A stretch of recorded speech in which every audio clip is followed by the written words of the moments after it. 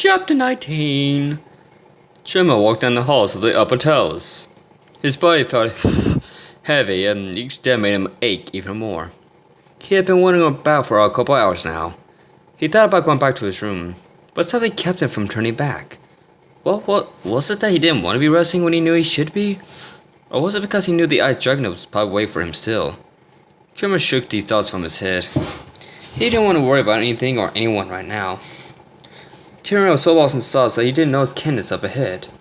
The dragon stood looking out over the railing at the mall's activities far below. It wasn't until she noticed him approach that he spotted her. He was asked to walk over to her, but not wanting to appear as a coward, he stepped next to her.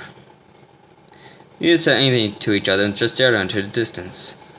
Both dragons continued to make cyclones at the other until they both turned at the same time. "I'm sorry," they said simultaneously, chucked in embarrassment. "You first." Tremor shrugged his head at her. "No, you." Candace shook her head. "Ladies first," Tremor insisted. Candace raised her brows skeptically. This was yet another side of Tremor she had never seen before. She sighed and stood as upright as she could on her good legs. "I just want to say I'm sorry about what I said back there. I was out of line."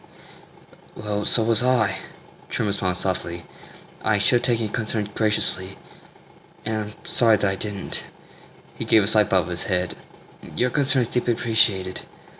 "Thank you." Candace blushed slightly. "Well, I was worried that you'd hurt yourself again. You already do so much, and you've had so much happen to you in the past 8 months. You're a strong dragon, Tremor, and I would hate to see that go to waste." Tremor just laughed. "Like I said, Candy, I can take care of myself. But I'm glad you think that anyways. It means more than you know." The compliment was enough for Candace to let the nickname slide. She smiled slightly and looked down at Tremor's bandaged chest. She remembered seeing the horrible wound when he lay in the medical clinic when she was being patched up. Miraculously, the bullet had pierced to his heart and had just managed to burn to his thick pectoral scales. "Does it hurt?" Candace asked as she eyed his wound. Tremor looked down and gave an amused laugh. "Yeah, it does." Candace looked up into his emerald eyes. "You should really try to rest and let it heal up." "I've had worse." Tremor tried to boast and puffed and shouted, only causing himself to cringe in pain. "But yeah, you're probably right." He turned back the way he had come, then looked back over his shoulder. Candace jumped together towards quickly. Tremor wrapped his hair around hers. The touch felt slightly uncomfortable due to his suddenness, but it left the slight tingle running up her spine. "You could join me, you know," Tremor invited. "That leg of yours doesn't look much better either." "I don't know." Candace flushed to turn away from him. "Come on, we can get a fire going, and then we don't have to worry about being in the cold. If you won't let me catch a cold, then you're not allowed to either." Candace giggled. "Alright, I'll lie down with you, but only because I want to make sure you get your rest." "Got it? If you say so, Candy." Tremor raised his brows and smiled, knowing full well what she was trying to say. As the two walked along, Candace found her mind wondered what they were going to do. "I can't believe I'm actually going to hang out with Tremor in his room of all places," she thought to herself. "Well, I wouldn't call it hanging around, more like making sure a friend is okay." Then she paused. "Well, I wouldn't really say we're friends. Are we?" She glanced at him for a moment before returning to a private conversation. "I guess you could say we're friends. I mean, he has been less of an asshole to me lately, and he saved my life the other day. Plus, we spent time together in the Eastern City. But does that really make us friends?" She glanced at him again. Despite the darkish clouds, his eyes seemed to grow slightly. "I guess we are friends." Her expression hardened. "But we're just friends, and nothing more. There's no way we could ever become anything more than friends. We don't get along well enough for that to happen. Plus, he's nothing that I would look for in a guy to begin with. But here I am about to sit beside a warm floppy with him as if we were a couple." Then she froze. "What's wrong? You alright there, Candy?" Tremor asked as he turned to face her. Perhaps my room would be a better place for a fighter."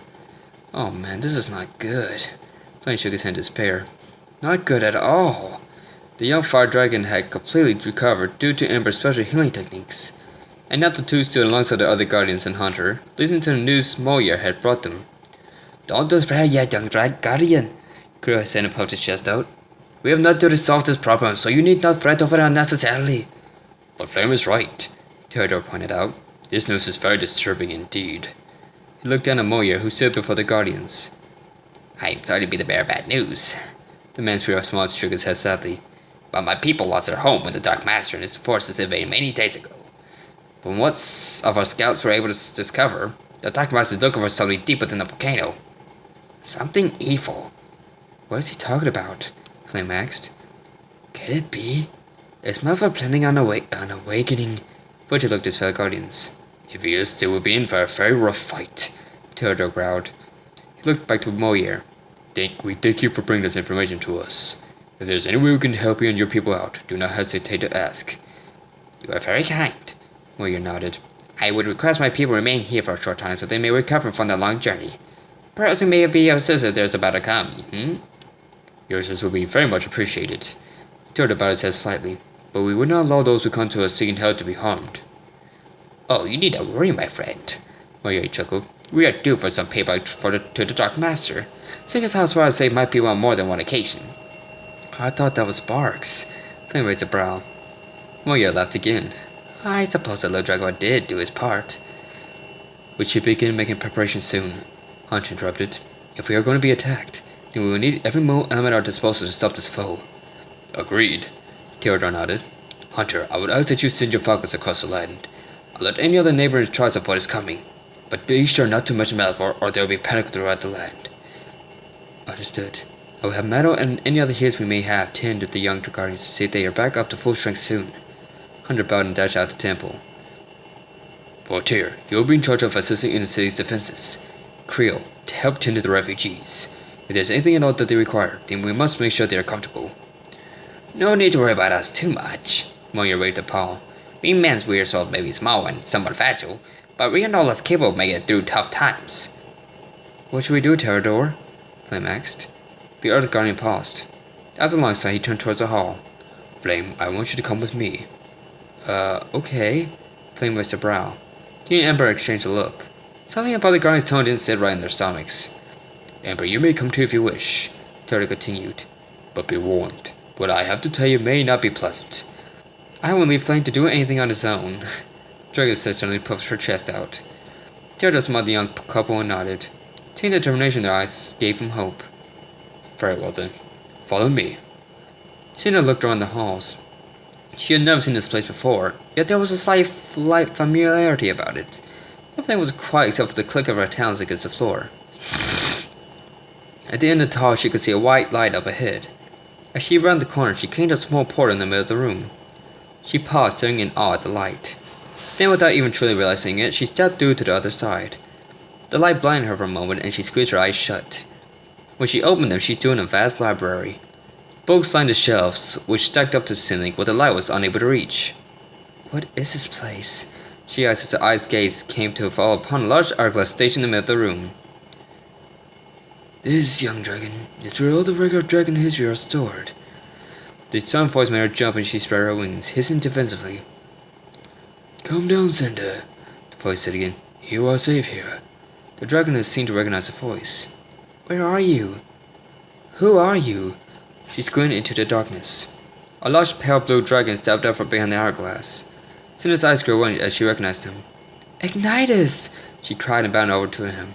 Cinder, it's good to see you. The old dragon bent down close to her as she kissed his muzzle with tears of joy running down her cheeks. Spyro told me that you were the new chronicler. Cinder paused to get herself under control. She hadn't seen the former Quarry Guardian since they had made the path across the battlefield to confront Malfoy. She caught her breath and looked around. But how am I here? Is this a dream world? Yes and no. Ignite chuckled. This is a sacred place, and the chronicler is a spiritual dragon. Therefore able to communicate with others through thoughts and dreams. But if a dragon of spirit person so wishes to make the journey, then they too may find a sacred place. Ignatius watched as Cinder looked around the room in sheer amazement. Cinder, he said, getting her attention again. I have called you here to give you a warning. A warning? Cinder raised a brow. Is it about the Dark Master? In relation. Ignatius gave a half nod. But it revolves more around our dear Spyro. What about Spyro? You witnessed the attack on Spyro yourself. The Dark Master has returned and wishes to regain his lost powers. He turned towards the book that had floated down from a high shelf and opened to the desired page. Cinder moved close to the old dragon, staring at the pages. You see, when Spyro brought the world back from the brink of destruction, he expelled the Crystal Master sailed away the Dark Master from his world in hopes of purifying our home. However, the Master contained Malfoy shard and fell back to our world. Sandra looked at the meteors falling to the planet's surface. Who's that? She asked, pointing to two figures in one of the pictures. Your friends Flame and Imba, Ignace replied. They had been finishing the tour when they witnessed the descent of Malfoy. There was no way for them to have known what it all meant. So how did Malfoy possess that black dragon's body? Is he able to move freely? No. Thankfully. Ignace shook his head. Malfoy is scattered throughout the land, leaving him weak and broken. I would hardly call him weak. Senator curled lips to the pages. He nearly killed Spyro and the others. If Spyro had fought Malfoy in that state when he was at full strength, he would have defeated Malfoy with a breath. But Malfoy is no fool. He will Spyro down to the point where he could hardly fight back at all. He looked at the Black Dragoness. It's lucky that you and Spyro care for each other so much that you have such a strong connection to one another. Otherwise, neither of you may be alive today. Senator glanced up at the old dragon, then back to the pages. In order for Malfoy to take control of a host's body, he must come into contact with it and be stronger than the host he wishes to control. I am glad to say that the amount of training Theodore, Creel, and Fletcher have put in the Guardians through makes him invulnerable to such problems. That's a relief. Indeed, Ignace nodded. But it does not mean that they cannot be influenced. You all have to retain strong minds and wills if you are to overcome the coming challenges ahead. What second do you know Ignitus? Cinder asked. He knew the old dragon well enough to know that he would try and help her Spyro in any way possible. It made her sad to think that Ignitus still held himself accountable to her and Spyro's rough past. As you know, Spyro is a purple dragon and is viewed as a symbol of hope to the world. But he will be needing your help more than ever before, along with your guardian friends. In the coming weeks, Spyro will begin to grow weaker and weaker. In future, he's going to lose his powers altogether.